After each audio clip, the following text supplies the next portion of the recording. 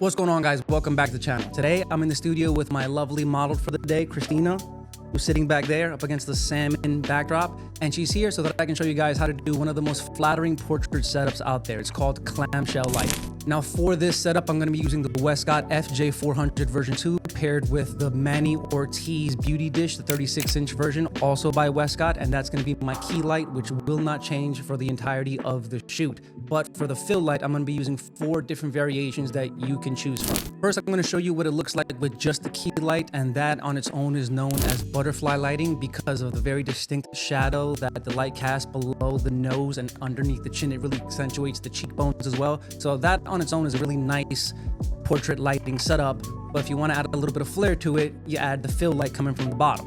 We're going to be going through a white reflector, a silver reflector, a 1x2 softbox, as well as an eyelighter, which is a very unique reflector that you can use specifically for this type of lighting. So let's start off with butterfly lighting. We're going to have the beauty dish directly above the subject's face, angled slightly downward so that her face is in line with the center of the beauty dish as best as you can. And if you see the image here, you see there's a shadow falling straight down below the nose, again with very defined cheekbones and slightly darker area underneath the chin.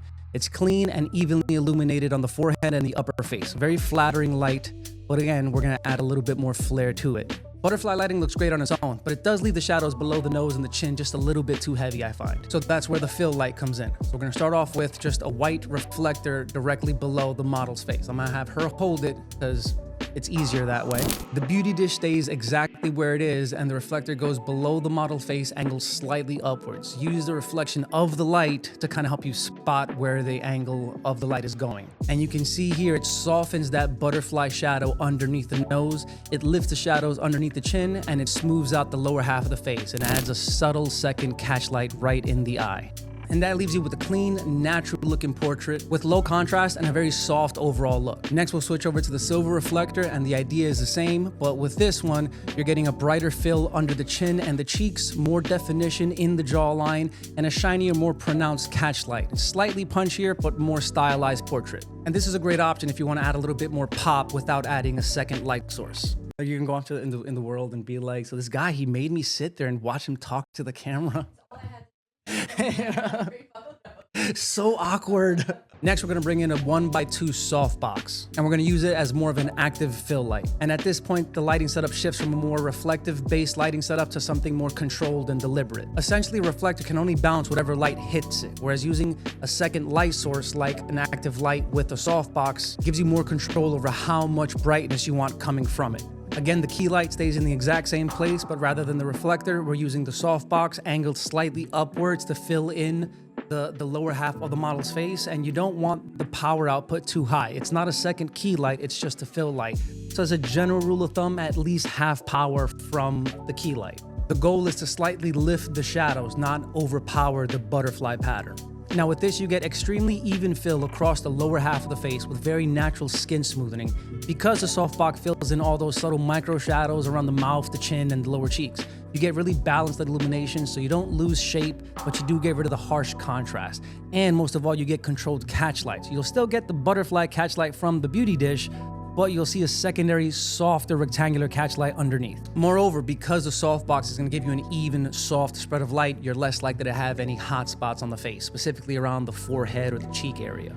And most importantly, consistency, because you control the power output coming from both the key light and the fill light. So subtle variations in the positioning of the model or the lights won't matter as much. Now, this version of clamshell lighting is perfect when you want to have a clean and consistent, polished look. And it's ideal for things like beauty and makeup headshots or commercial headshots and things like that. Using something like the 1x2 softbox offers you repeatability and consistency that a reflector just can't quite match. Not that there's anything wrong with using a reflector, it works perfectly fine.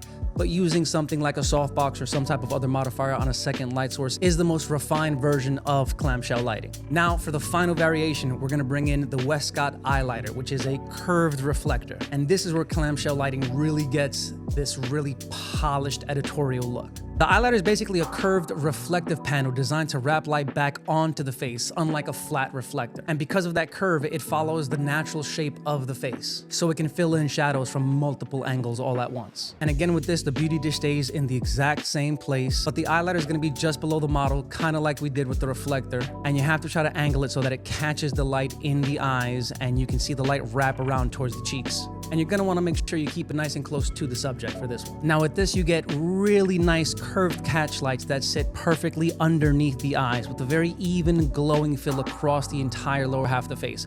Almost no shadow under the chin because of that curved shape that lifts every area all at the same time, and much better than a flat reflector can.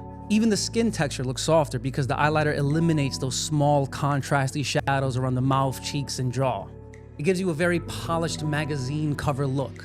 And this setup is incredibly popular for things like beauty, makeup, hair, and editorial fashion stuff because it really gives you a super clean and refined look. It's almost like the subject is being lit from every direction while still maintaining shape and dimension from the beauty dish above them. I'd say it's probably the most glamorous version of clamshell lighting, and it's the version that really makes the eyes and the skin pop the best. Now, even though the key light hasn't moved this entire time, you can see how each variation of the fill light changed how the portrait looks, all essentially built on the same butterfly foundation. And that's essentially clamshell lighting in a nutshell. That was a pun there.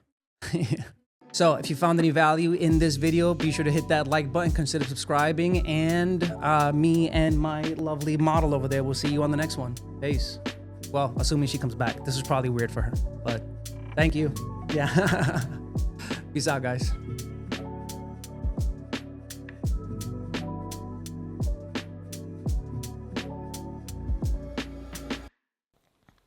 Hey, I was just editing the video and it occurred to me, I forgot to mention one small detail.